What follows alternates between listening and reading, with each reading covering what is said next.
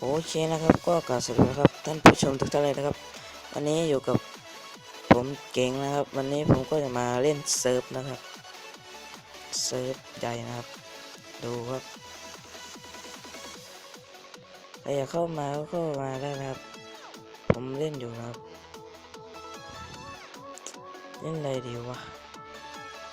เออ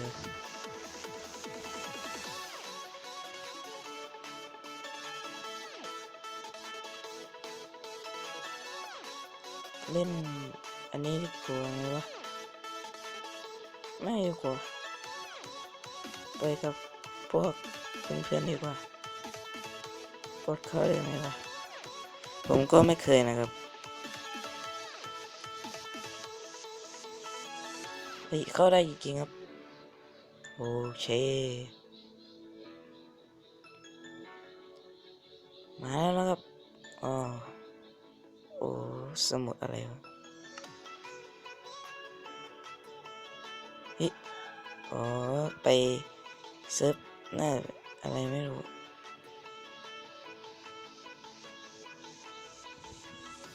สวัสดีเพื่อน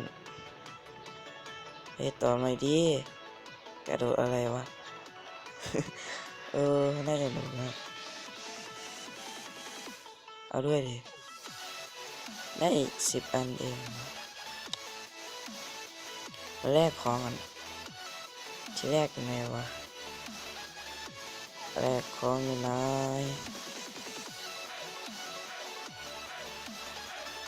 ในนั้นเหรอวะไม่ใช่อ้าวแล้วตัวที่เป็นหุ่นอยู่ไหนวะเออได้เอาอีกก่อนครับเอาเยอะๆเลยจะขึ้นยังไงวะชุบอูขึ้นไม่ได้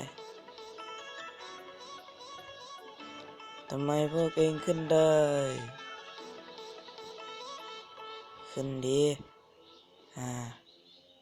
รถชุบโอ้โหไม่ไปวะขอเสียง FC แสนดีหน่อย แปลก เร็ว นะครับชุบอู้เจ็บเกือบจะตกครับโอเคมาแล้ว ขอเสียง FC แสนดีหน่อยเร็ว เอาเยอะๆเลยครับเฮ้ยเอ็งไปเอาชุดเกราะมาจากไหนบอกข้าหน่อยในนี้เหรอโอ้นี่โอ้โหผมหาตั้งนานไม่เจออยู่นี่เองอะไรดีวะเอาดาบโดนเอาได้ไหมวะไม่ได้ ขอเสียง FC แสนดีหน่อยเร็ว เอาไงล่ะกลัวไม่ได้ได้แค่นี้เองครับโอ้ไม่ได้ต้องหาเหล็กครับ ขอเสียง FC แสนดีหน่อยเร็ว สวัสดีเพื่อนเฮ้ยสวัสดีเสียสวัสดีคนนี้ก็ได้อืม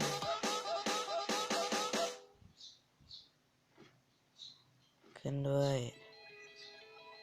แหลกโคตรแหลกเลยครับโอ้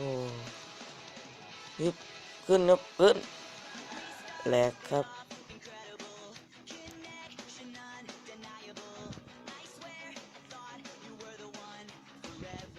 โอเคไปยอดชุบโอ้โหเว้ยยังไม่ได้ปะ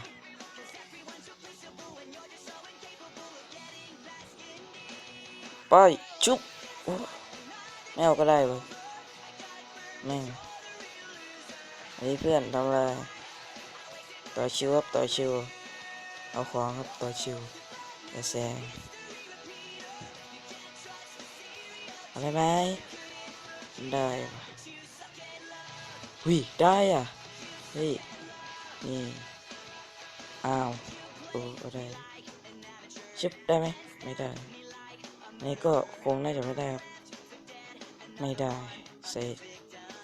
ไปก่อนแล้วกัน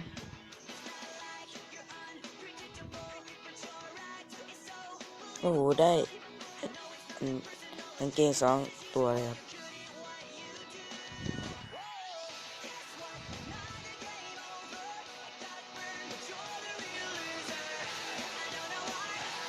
ชิบโอ้โหชิบขึ้นได้โอเค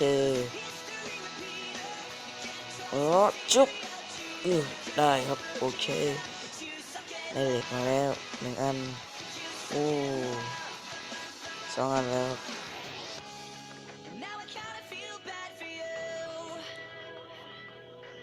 เราจะไปเอาชุดเกราะนะครับต่อคิวต้องต่อคิวต้องต่อคิวเฮ้ยอันนี้แซงทำไมวะไอ้กูอยากแซงเว้ยเชี่ยชุดเกราะนี่เกราะเหล็กแล้วกันไม่ได้อีกโอ้เหล็กเกียนวะเอาเหล็กแค่นี้นะโอ้ไม่ได้อีกแล้วชิบหาย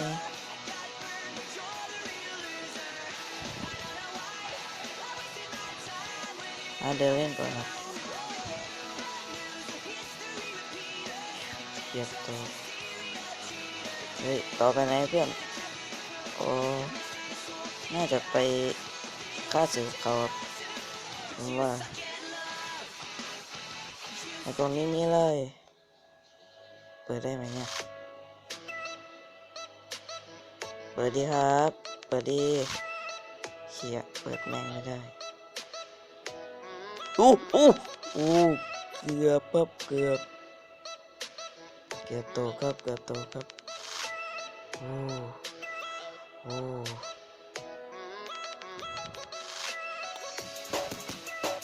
เฮ้ย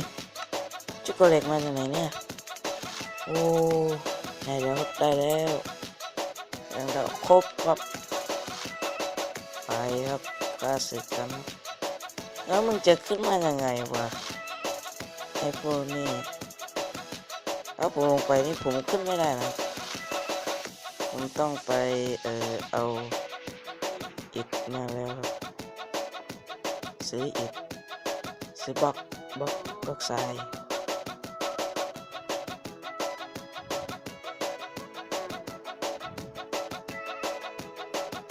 โดดไปตรงนี้ได้ไหมวะมาดูกันรบโอ้ไม่ได้แหลกด้วยนะครับโอ้จิบหายให้กว่าไปแรกดูก่อนเผื่อได้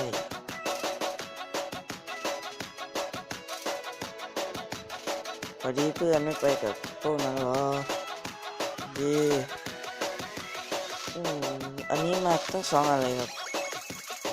เอาให้เพื่อนเอามาดูให้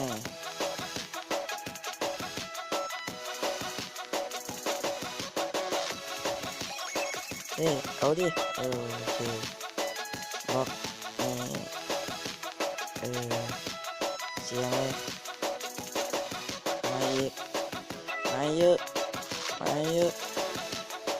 ฉุกเฉินครับฉุกเฉิน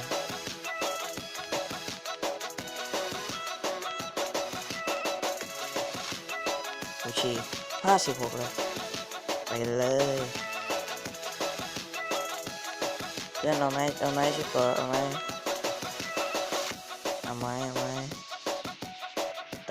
เพื่อนขึ้นโอ้ผมนึกว่าจะขึ้นไม่ได้มาดีเล็กโอเคมาอุ้ยตกชิบหายไปวอดครับนี้ผมไม่ขึ้นละผมต่อบล็อกเอาก็ได้บล็อกนี่ง่ายกว่าเลยต้องเสียแรงกระโดดเลยครับไอ้นี้ก็ฉลาดนะครับต่อบล็อกเหมือนผมเลย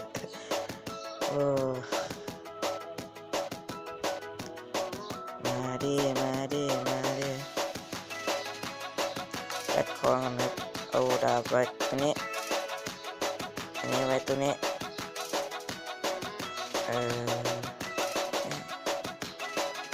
ชุดก็ใส่รองเท้าทำไมใส่แล้วมันเด้งออกวะ ผมจะถามเหมือนกันจะเล่นคำถามอะไรเนี่ยไปอะไร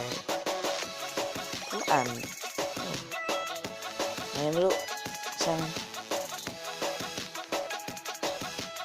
ผมยังไม่ได้อะไรวะดาบหัวแล้วกัน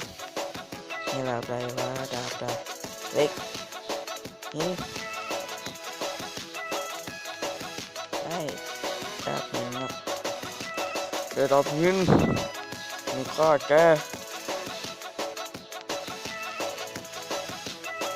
เอาเฮ้ยอย่าแซงครับอย่าแซงครับต่อชิวครับผมมาก่อนครับเฮ้ยอะไรเนี่ยอันนี้ทำไมของผมหายเฮ้ยอย่าว่านะบักเนี่ยโอ้อะไรวะ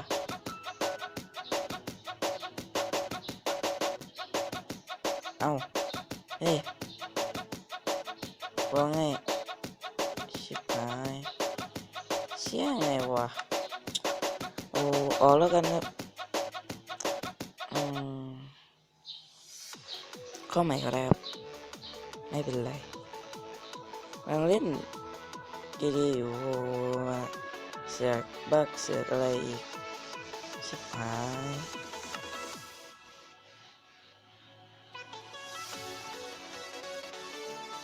ซับเต็มเหรอโอ้ไม่ก็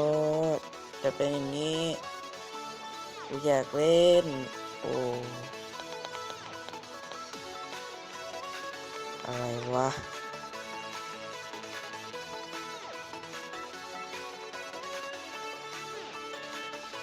อ้าวเฮ้ยโอ้อ๋อแล้วกัน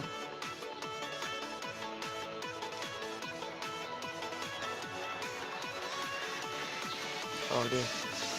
เออ